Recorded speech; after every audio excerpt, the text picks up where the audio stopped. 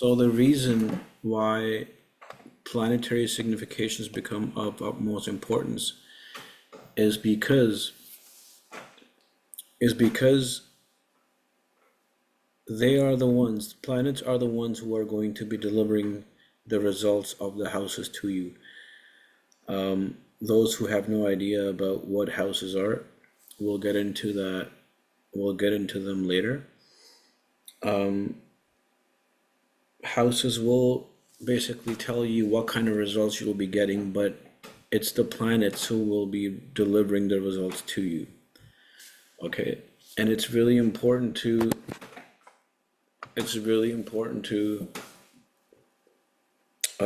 make a note of that. Whatever planet it is who is delivering his result will do it in his way. Okay, and you will see when we study the significators now what their nature is. Okay, you need to realize what their nature is, because when you understand the nature of a planet, you will come to know that when this planet delivers his result, he will do it in his way. And if you know his nature, you will know how he will deliver the results. Okay. That's why it becomes really important to know the nature of the planets. Anyone remember the nature of Mars? It's probably one of the best planet to use as an analogy. I know Jessica is also an advanced level astrologer. Maybe she can tell us. Isn't Mars the aggressive planet? You're right, Pamela. Mars is the aggressive planet. It represents fights and conflicts and all that good stuff. So, good point. So what that tells us is that when Mars is delivering its results to you, it will deliver its results in his way. Okay, so for example, if Mars is delivering the results of bringing you property or a vehicle, the senior people here know that the fourth house represents vehicles and homes. So if Mars is bringing you the results of the fourth house, which is vehicles and property, you got to understand that that property will not come without conflicts and possibly even fights. Okay. I just recently had a chart of someone, and this person is moving. Okay, so I told them that you will be moving in a certain time period, which was going to be that time period. Basically, Mars's time period was expected in the next 3 months, and I asked them if you guys are planning on moving, and she said that yes, we are planning on moving, but it is not happening.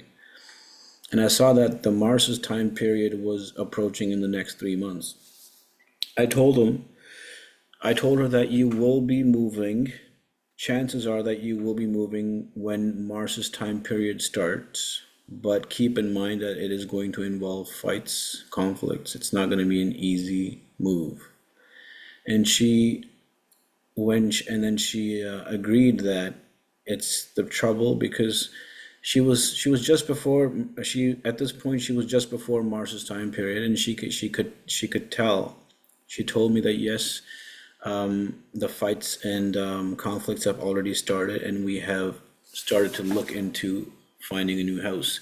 It is an Indian family, and they're living in a joint family, and as you can probably imagine, the kind of conflicts and fights and disagreements that can exist in a joint family, living with parents and living with in-laws and your husband's brother, your brother-in-law and their wife and their kids. So basically what I'm trying to tell you is that the planets will give you their results in their own way.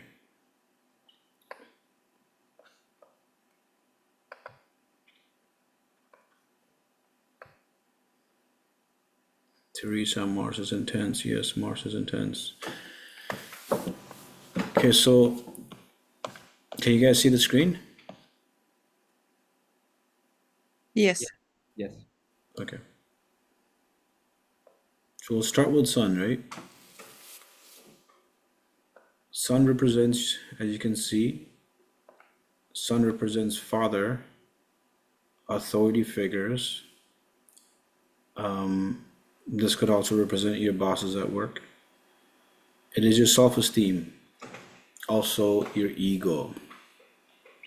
Okay. And this is the symbol of Sun, SU. So when you're looking at an Eastern birth chart, which this is for those who are coming from the Western side, this right here is the first house. This is the second house, third house, fourth house, and so on until you hit the 12th. Keep in mind, for those that are Westerners, these numbers in here are not the house numbers. They are sign numbers, as you probably already know, that these signs will move depending on what time you were born in. Okay, each sign spends about 2 hours in a house, and then it moves on to the other house. So those are the significations, very basic significations of the sun. When you get into medical astrology and all that good stuff, sun will represent a lot more things like your bones, your right eye, right, your heart, and all that good stuff. But right now we're just trying to keep it simple.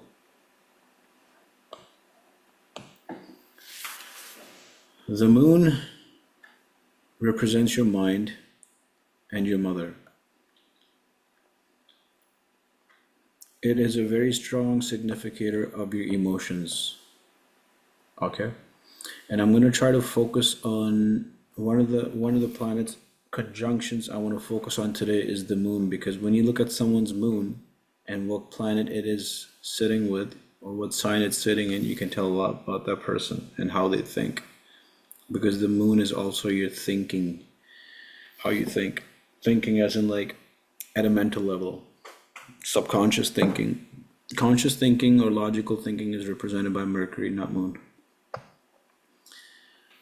The reason it represents travel is because Moon is the fastest moving planet around us. Okay, therefore it represents travel. When you are influenced by the Moon, it will be difficult for you to sit still in one place or remain in one residence. It will make you want to move from one place to the other, because it can also bring in fickle-mindedness. Because it is your mind, Moon is your mind, fastest moving planet, it can bring fickle-mindedness especially when it is afflicted. Our favorite planet, Mars. Action-oriented, aggressive, energetic, will bring fights and conflicts. Also your younger brothers. Okay.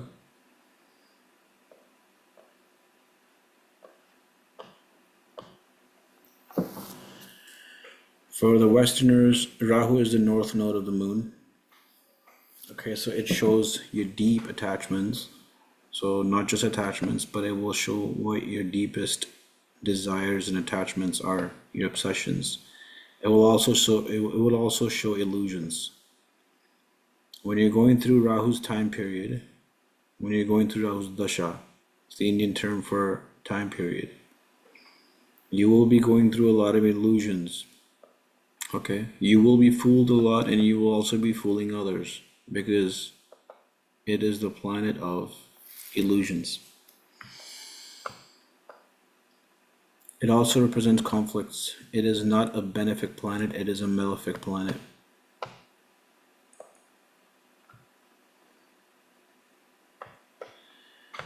It also shows, because it rules obsessions, it also shows addictions.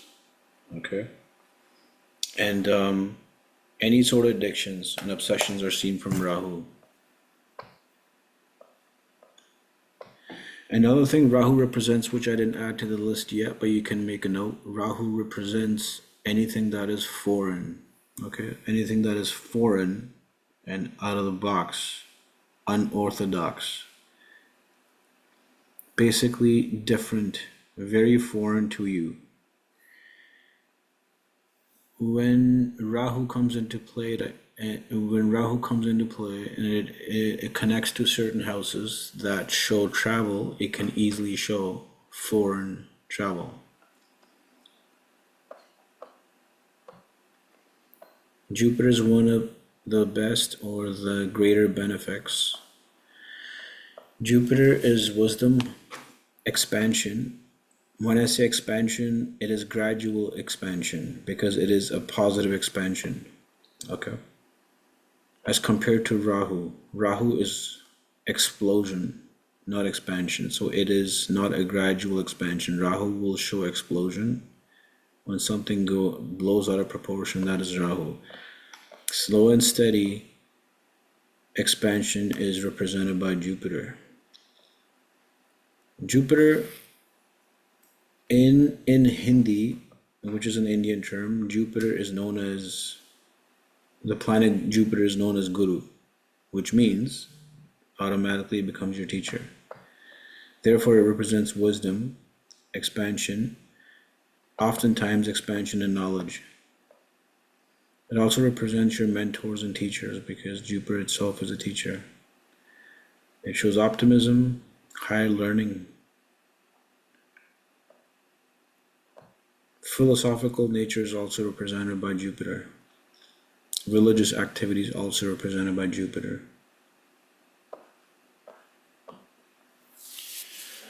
Saturn is a little difficult to deal with planet because it gives you the return of your karma. Saturn is the significator of profession.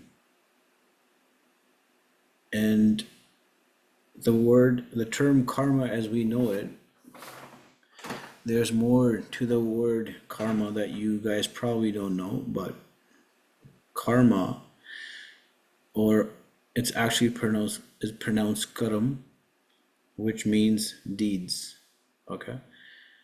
And the most important and significant deeds or karam that you perform in your life is your profession. Therefore, Saturn is the main and only significator of karam and profession.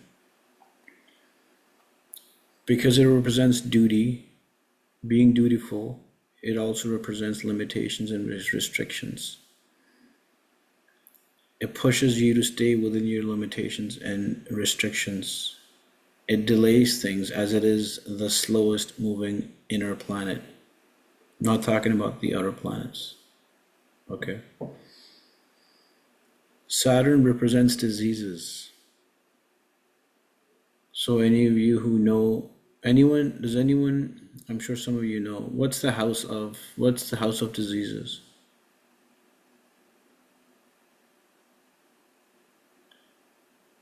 Is it the 11th house? Close, but no. The Anyone? sixth house? Correct. Okay, so the 11th house is I it was will show joking. you I was joking. addictions. I was Right. joking when I said close, but you know what? The 11th house is also, that's a little advanced, but 11th house can also show major trouble because it is the 6th house from the 6th house. That's an advanced level topic, but that is the main reason why I said close, is because 6th from the 6th will give you bigger problems. Because 11th house is desire, and as all you already know, desire is the biggest cause of suffering. Therefore, 6 from the 6th is the 11th house, but a little off topic. But yeah, Saturn, the reason I asked you which house represented Saturn, which house represented diseases, is because Saturn is the significator of diseases. Okay, so when Saturn's time period is running, or in other words, when Saturn's dasha is running, you can face major diseases, even if the 6th house is not operating during that time period, because I told you in the beginning that the planet will deliver results in his own way. So when your Saturn is operating even if the sixth house is not coming into play, you can expect any of the things that are listed on this list, including disease and pain.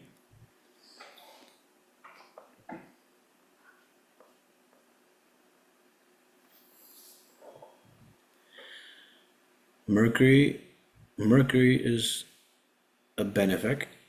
However, it acts more like it will act like the planet it is sitting with, but on its own. Mercury represents communication, intelligence, more so the logical intelligence, not the wisdom, because that would be Jupiter. Your speech,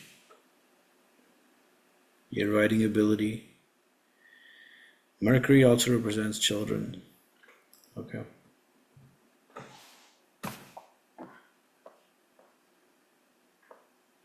Ketu is basically the south node of the moon for the Westerners who probably never heard. I don't know if you guys ever heard of the term Ketu before or not, but Ketu is the south node of the moon, and it's the opposite of Rahu. Okay, if we go back to Rahu for a second, it shows obsessions, attachments, illusions, addictions. Because Rahu shows attachments, and Rahu and Ketu are always 180 degrees apart, which means that they're always opposite from each other, across from each other.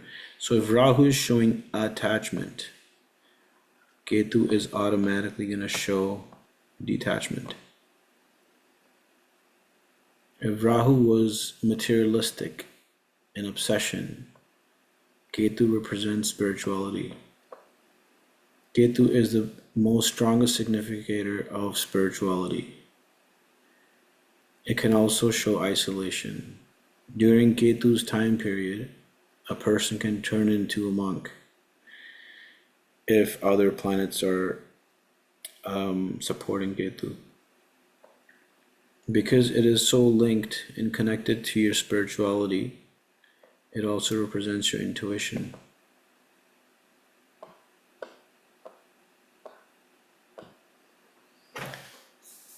Venus is basically the opposite of Ketu. It represents worldly pleasures, okay? Worldly pleasures. Any sort of conveniences, luxuries, arts, anything that's artsy, any sort of a beauty, even cosmetics and beauty products are seen from Venus. When your Ketu period is running, most likely you will not know how to dress, or you will care less about dressing to impress, because this is going to be your mindset during Ketu's time period. And you'll see very often when someone's time period switches from Ketu to Venus, because that's what happens after Ketu comes Venus in the progression of dashas. In Venus's dasha or Venus's time period, people will automatically start to care more about how they look and what others think of them, because it basically covers all of these traits. Any questions up until here?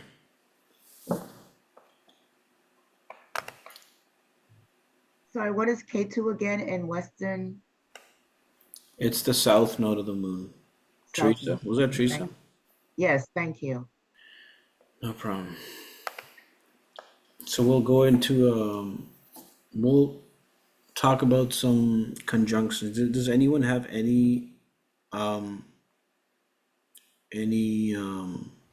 experience dealing with conjunctions, even if it's with in the Western astrology?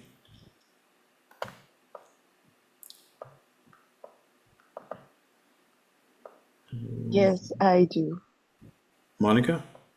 Yeah. Okay, perfect.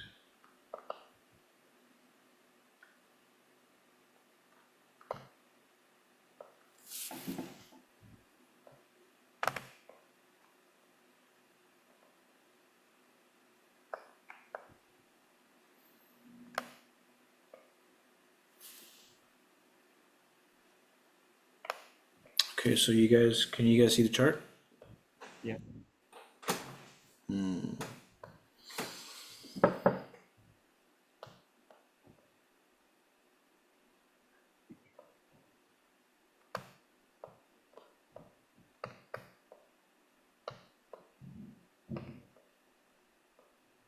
I just have a quick question.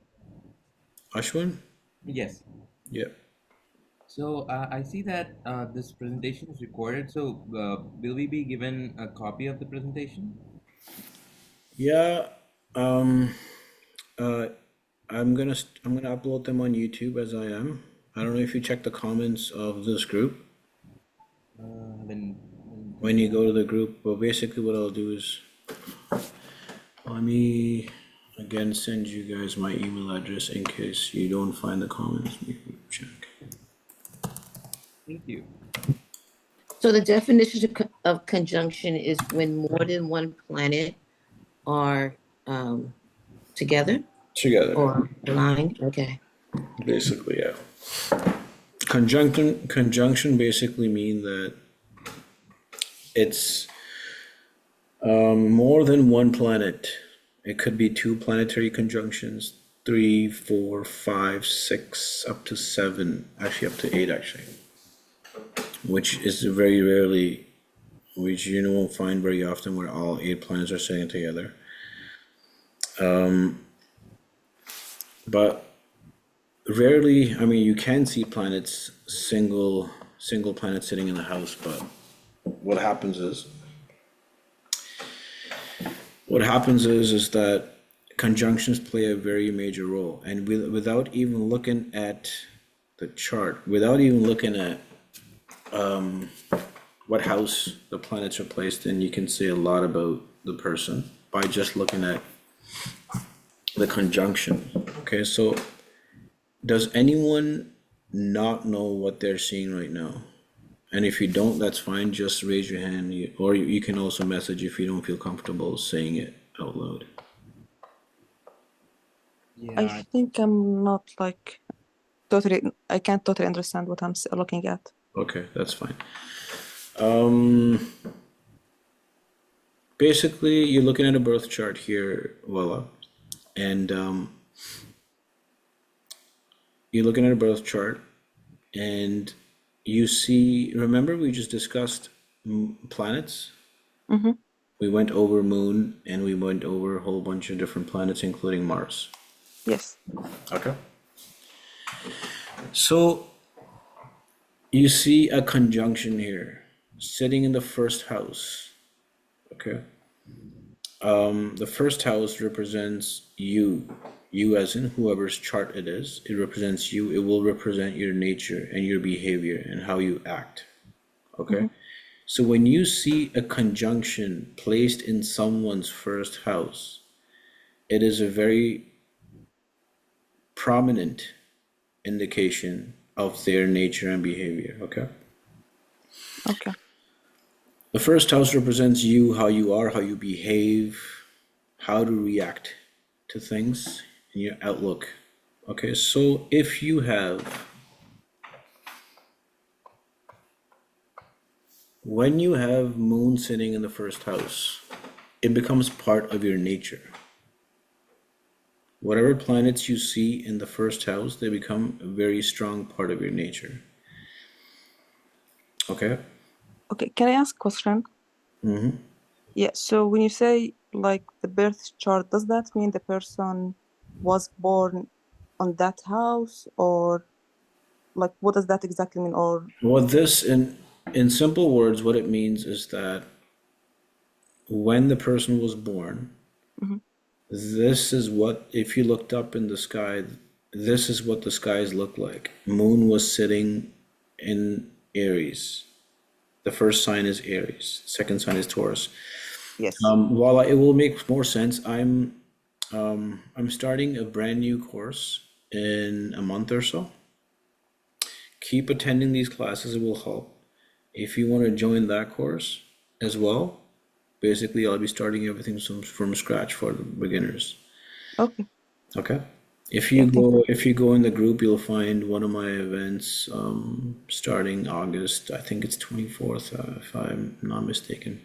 But I'll be starting from scratch. And anyone else is welcome to join, even the senior astrologers like Pam and Jessica and Angela and Monica. So the first house is you and your nature. Whatever planets you're going to see in the first house becomes a very strong and prominent part of your nature. Thanks, Angela. Now, can anyone remind me the nature of moon? We just went through the slideshow. Does anyone remember what moon represents? Travel.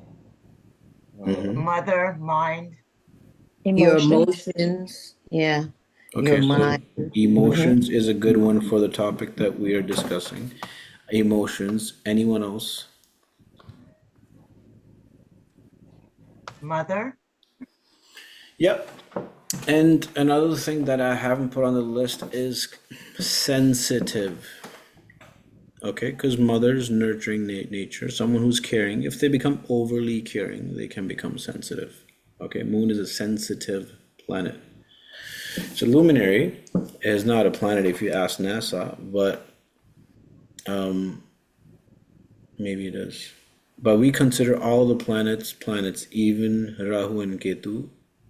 Although Rahu and Ketu are not actual physical planets, they're just points, nodes of the moon. Okay, they don't actually physically exist, but they are the strongest. They have Rahu and Ketu rule and have power over all of the other planets, and they don't even physically exist. Let's talk about the planets that actually physically exist and are more easier to understand than Rahu and Ketu.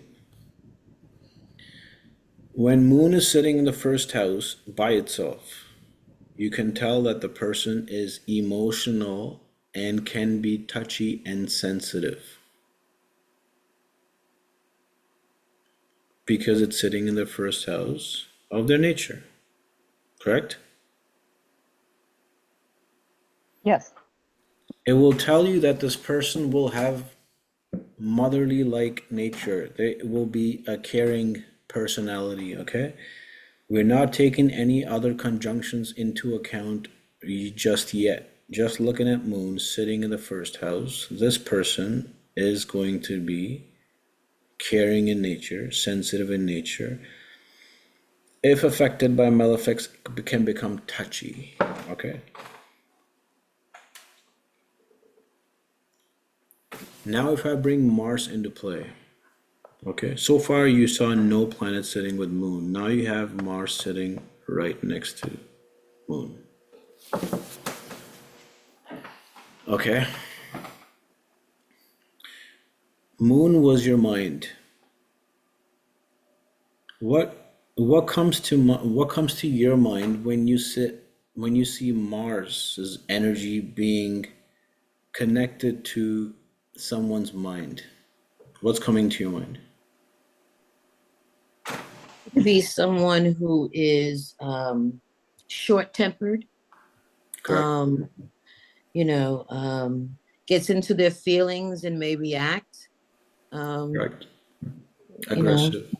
yeah, maybe overly aggressive because they're in their feelings, Yep.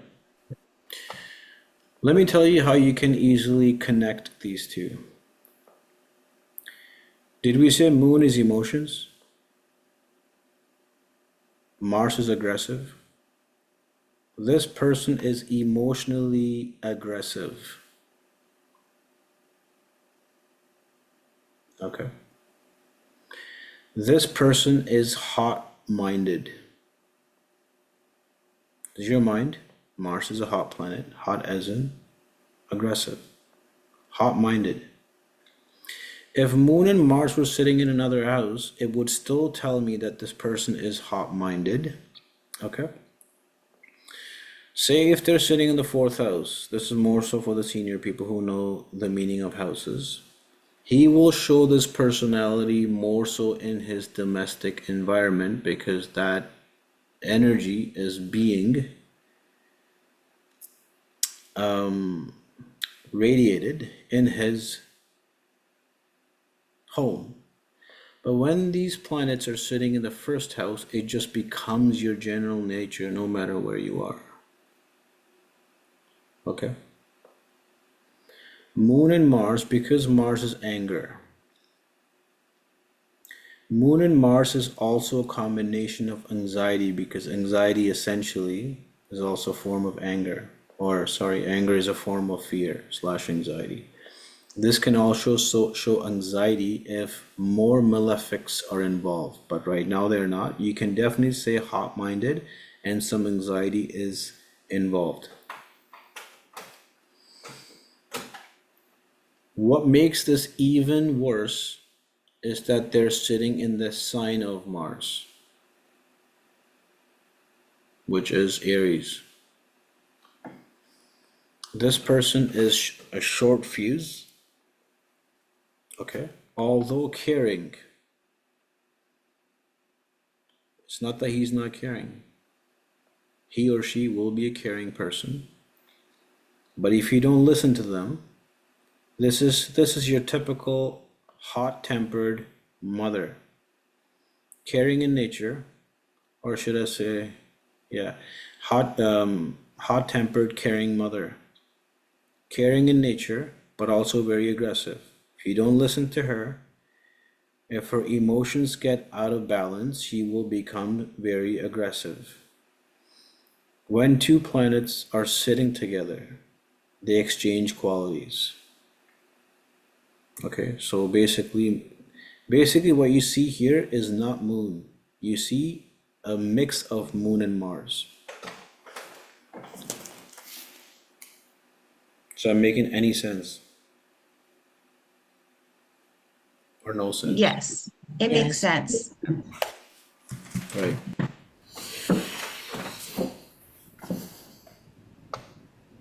Yes.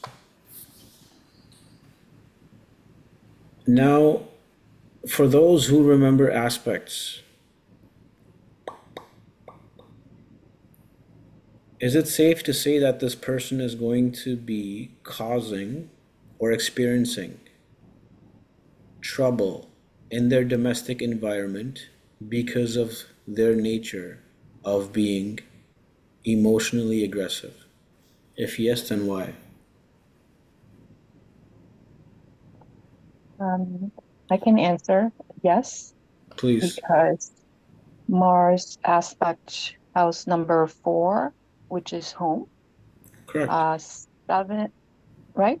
Correct. Correct. 7, which is partnership, marriage, and then 8, disease. That's why this is just their behavior that's chronic in these environment. Very good, Monica. Yeah, thank you. Very good. It was actually very good. So Mars, this person, I mean, this is not exactly off topic, but it will explain the nature of this person towards their domestic environment, their spouse as well. Okay? Because Mars is aspecting all of those houses, and we all know Mars is not an easygoing planet, this person will be causing problems, okay, and or can cause problems because it's aspecting the 8th house of problems because of its nature, because of this person's nature, which is Moon and Mars, and sitting in Mars's sign is just when you also got to take the sign into account. Because these two planets are sitting in Aries, now Mars's power is even more elevated. Now you see even more of Mars's element in this person's behavior. Aries is a go, go, go kind of personality. Okay? It's a go, go, go, let's go. Aggressive, dominating personality, okay? Now this person is dominating, and when he becomes dominating, and if you don't listen to him or her, okay? Let's take up Moon out of the equation for now. If this person was just a Mars in the 4th house, If you don't listen to him, he will cause problems in the domestic environment and in his marriage, okay? And it's going to be a simple Mars-like quality. Simple Mars-like quality. Mars is a warrior, okay? He doesn't like to think necessarily. He's a soldier. He just gets the orders, doesn't think, and just executes. Gets angry, you will see the effects in his domestic environment and in his marriage without much thought process, okay? Could be fights, could be physical fights, okay? Those basically that kind of destruction. But when you bring Moon next to Mars, now if you get him angry, he is going to be emotionally hurt because it is an emotional person. So the way he's going to react is going to be slightly different than if Mars was sitting on its own. He's emotionally hurt. And when someone is emotionally hurt, they really want to hurt you. If Mars was sitting on its own, he just wants to basically cause destruction. But if Moon is attached to it, this person is now emotionally hurt. Now you can expect revenge. Does it make sense? Yeah. Yes.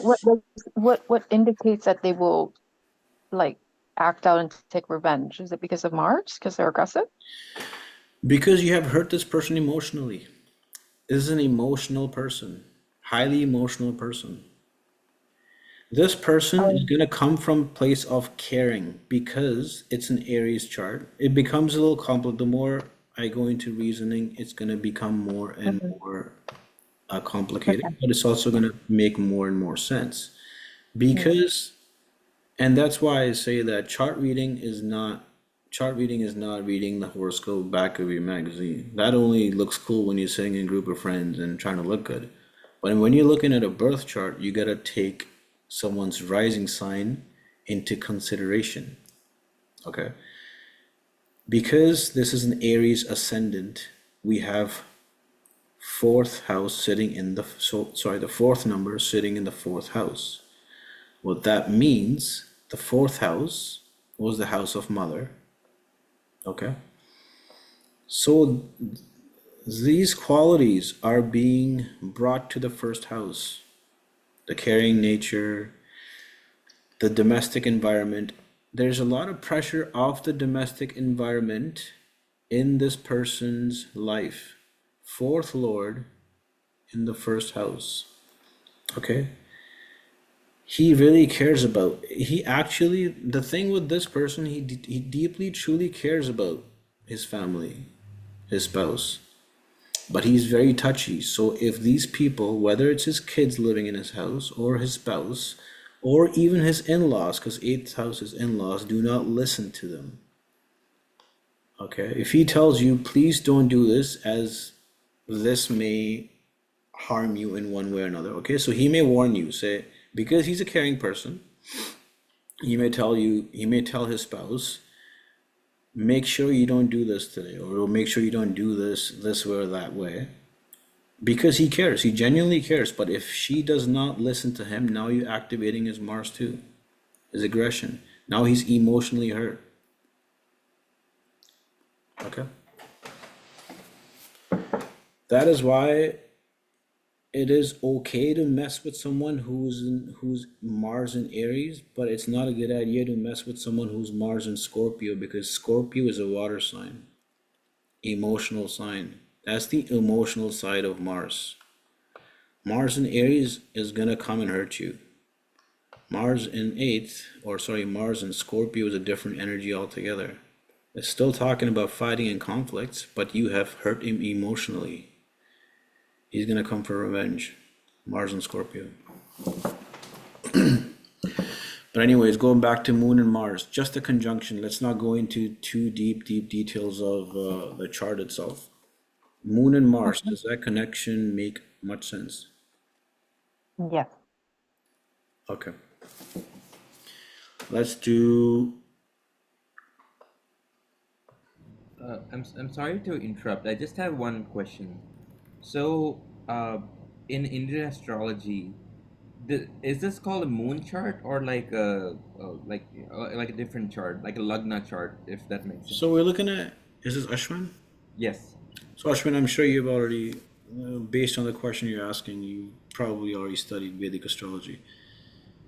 It is a Lagan chart, but it also automatically becomes a moon chart because moon is already in the first house of this Lagan chart. Mm-hmm. Okay? Okay. Yeah. So you can say that this person is very much how he behaves and how his mental condition is very much the same, Mm-hmm. right? But a little off topic. But I wasn't planning on talking about moon charts. I was just talking about the Lagan chart. Okay, this becomes this person's nature. Mm-hmm. The reason I want to do these examples in the first house is because it will tell you how this person's nature is. Got it. Thank you. Welcome.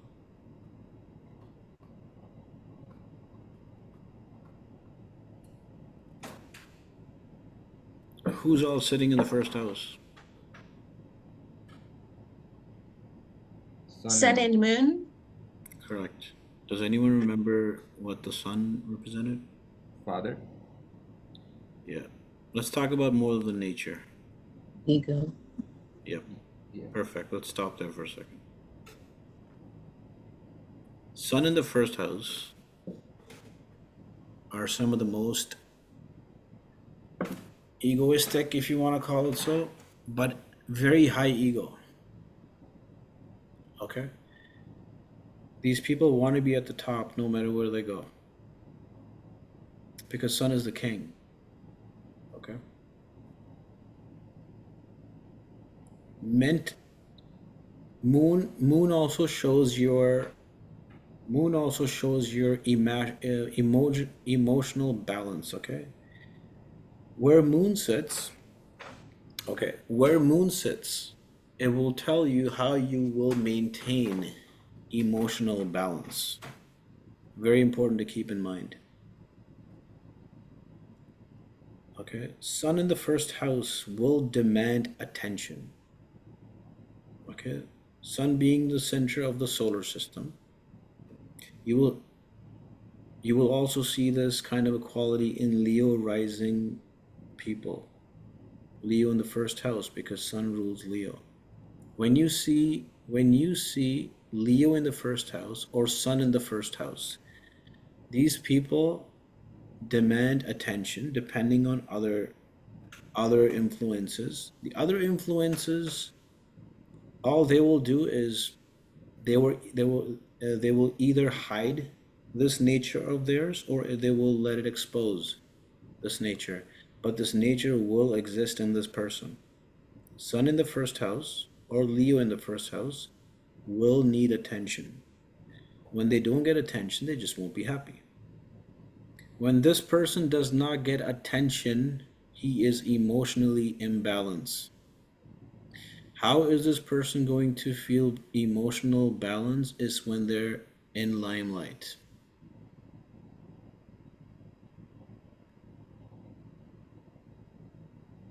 Because that's going to stroke their ego, even emotionally. Simply talking, moon and sun sitting together, he needs attention. His or her ego needs to be stroked at all times for them to feel mentally at peace and balanced.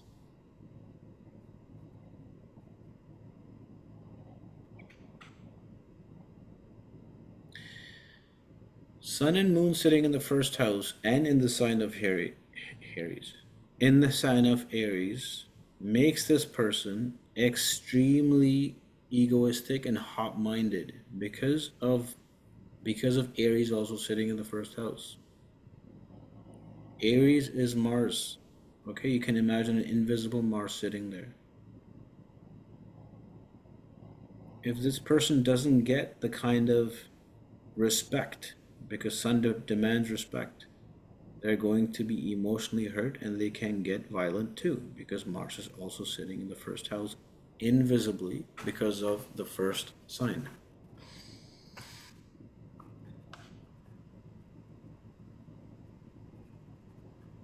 Emotional immature.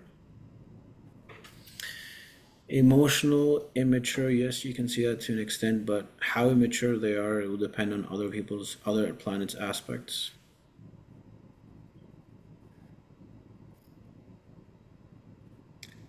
Conjunctions are a very important aspect of a birth chart reading, where you can tell a lot about the person without even seeing anything else, without even knowing their time of birth, date of birth. When you know they have a sun and moon conjunction, they demand that kingly treatment, because sun is the king. Sun is literally the king of our solar system, center of the solar system, demands that attention. And when they don't get that attention, you will hurt their moon, because they're both connected. This person, who is going to see this nature of this person the most? Well, everyone's going to see it. Who's going to see it the most? Spouse? Correct. Because those are the only houses or house sun and moon are aspecting. Sun and moon don't aspect any other houses.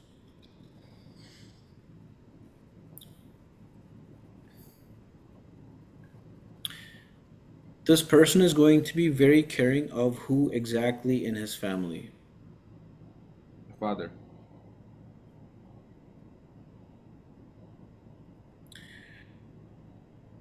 If Jupiter was aspecting or sitting in the first house, I would say father.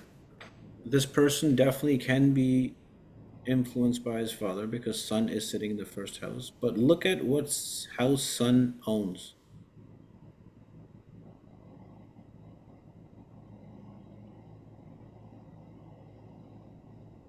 Anyone know what house Sun owns here?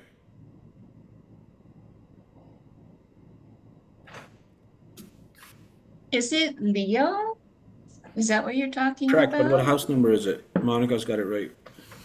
5. Oh, fine. Did we say the fifth house was your children? Fifth house is your children, yes. His children play a huge role in his life and his domestic environment, maybe even his mother.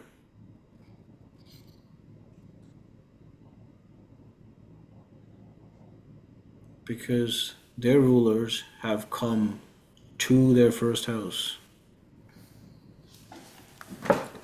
You can indirectly say that his life will be revolving around this house and this house.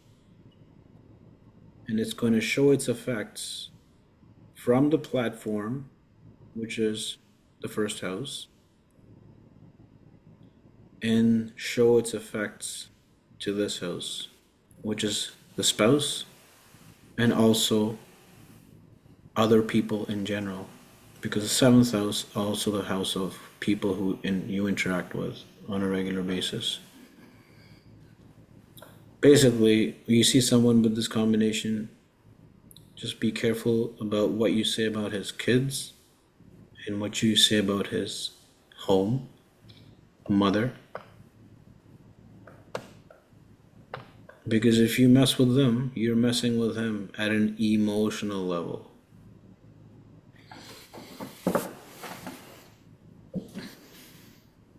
Any questions here?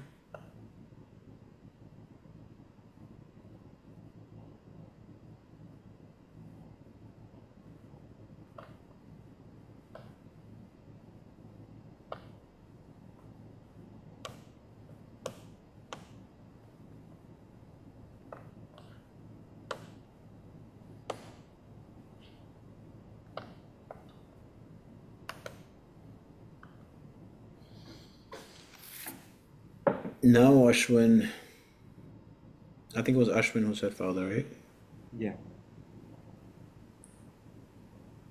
His domestic environment or her domestic environment and his religious beliefs mean a lot to this guy. Why did I say religious beliefs? Jupiter, guided by spirituality. Correct. And what house does it own here? It's in Aries, the first house. Jupiter does not own Aries here. Okay. Yes, Monica, but what other house does, yes, ninth house is what I was actually talking about. Okay. Major influence of his domestic environment, his mother, and his father, and his religious belief. Religious beliefs more so because Jupiter is also a significator of religion. And when the ninth house is coming into play, when it comes into play, Aries rising, ninth lord being Jupiter in the first house, can tell you that this person can be very philosophical. Ninth house, philosophy, higher learning, greater knowledge, or very religious. So long story short, even if you didn't look at the houses, you can say mentally he's a very religious minded personality. Jupiter, did we say Jupiter is also wisdom? Yes. Mentally, this person is very wise. Unless and until, of course, there is influence of other planets, other malefics sitting there. Then you won't be able to say that, of course. I'm talking strictly Moon and Jupiter.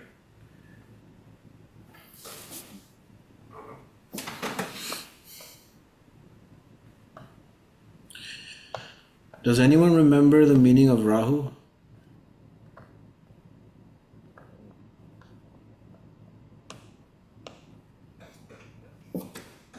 He said deep attachments, obsession, illusion, conflicts, and addictions. You're absolutely right.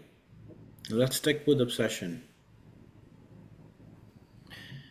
The first house is you entirely. The first house is you. Moon and Rahu sitting in the first house. This guy or girl is mentally obsessed with the self.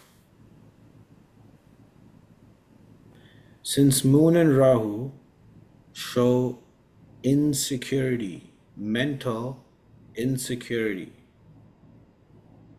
Mental insecurity, Rahu shows obsessions, illusions, and also insecurity.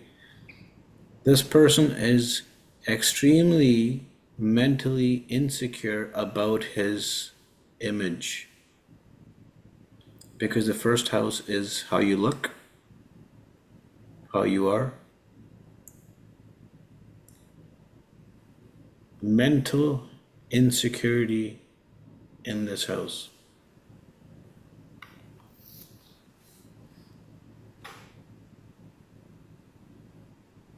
So these are some of the explanations, or this is how you can tell a lot about a person without even looking at his chart. If you know a certain conjunction, and your conjunction with your moon will tell you a lot about how this person operates at an emotional level, how the emotional response is going to be.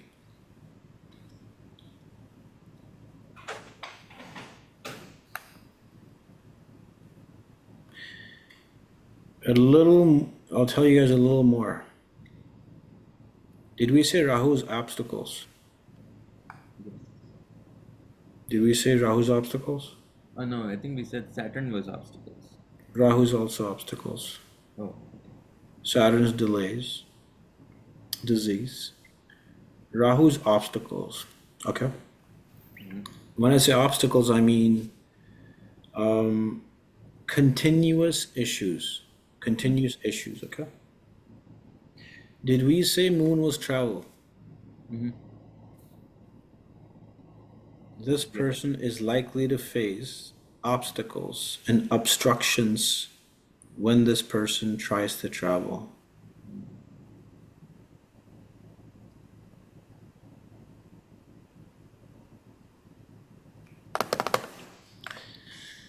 Degree wise, if Rahu is sitting after Moon, then those obstacles will be faced after the travel has started.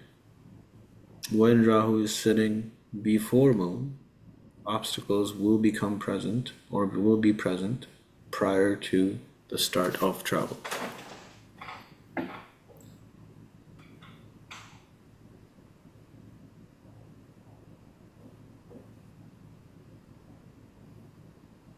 This person is highly insecure in nature about their image, about what people think of them, because this combination exists in their first house of their outlook, physical body, and just the way they are.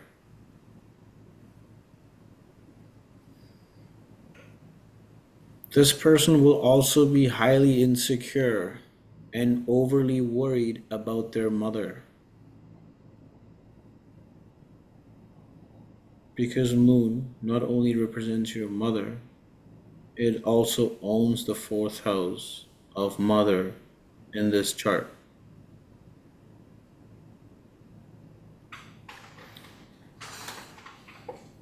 Okay? So we'll stop here, but we'll take questions before we end the class. I have a question. So since Rahu is like a negative uh, planetary object thing, so do you think that if the moon was with Ketu, it would be a positive sign? Because Absolutely not. oh, okay. Moon and Rahu give you anxiety, Moon and Ketu will give you depression. Oh, all right. Rahu is the north node of the moon. Rahu eclipses the sun. It is the most malefic planet for the sun. You know who eclipses the moon? Rahu, Ketu. Ketu. Okay. Moon and Ketu, along with other malefic influences, can lead to suicide attempts due to deep depression and hopelessness. Moon and Ketu in the first house, highly depressive nature. But if Moon and Ketu sat together in this chart in the first house, you can also say that the mother is a depressive personality as well, because the fourth lord becomes Moon and it's eclipsed by Ketu. All right. Anyone else? Any questions?